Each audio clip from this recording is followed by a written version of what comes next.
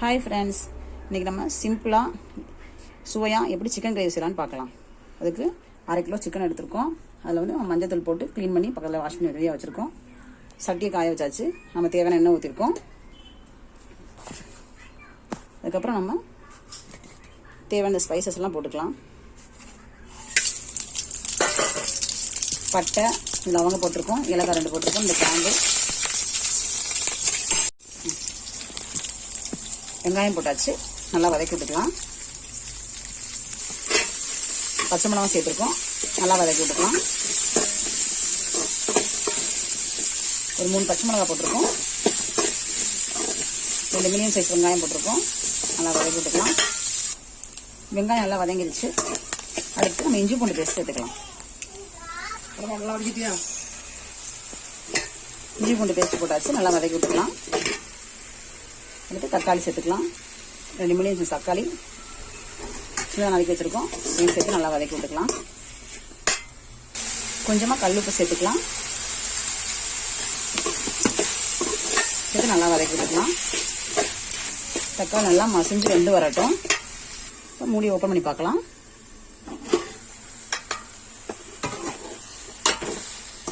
தக்காளி நல்லா வெந்து வந்துருச்சு. இந்த ஸ்டேஜில்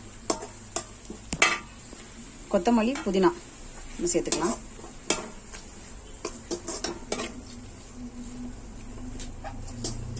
சேர்த்து ஒரு 2 மினிட்ஸ் மூடி வைக்கலாம். கொத்தமல்லி, புதினா வந்து சேர்த்தாச்சு, நல்லா வந்துட்டு இருக்கு. இந்த ஸ்டேஜில் 1/2 ஸ்பூன் காஷ்மீரி மிளகாத்தூள் போட்டிருக்கோம். 1 ஸ்பூன் சிக்கன் மசாலா சேர்த்துக்கலாம். நல்லா போட்டுக்கலாம்.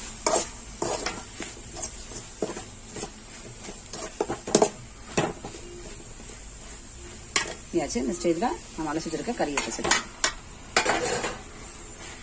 சேர்த்து நல்லா கிண்டி விட்டுக்கலாம். மசாலா சேர்த்தாச்சு. நம்ம அதுக்கப்புறம் தண்ணி மட்டும் சேர்த்துக்கலாம். சேர்த்தாச்சு, நல்லா கிளறி விட்டுக்கலாம்.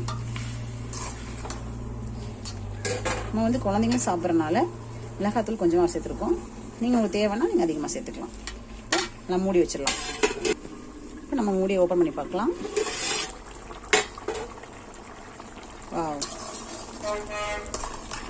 சூப்பரான சிக்கன் கிரேவி ரெடி ஆயிடுச்சு. நீங்கள் உங்கள் வீட்டில் எப்படி சிக்கன் கிரேவி செய்வீங்க கமெண்ட் பண்ணுங்கள், லைக் பண்ணுங்கள், ஷேர் பண்ணுங்கள்.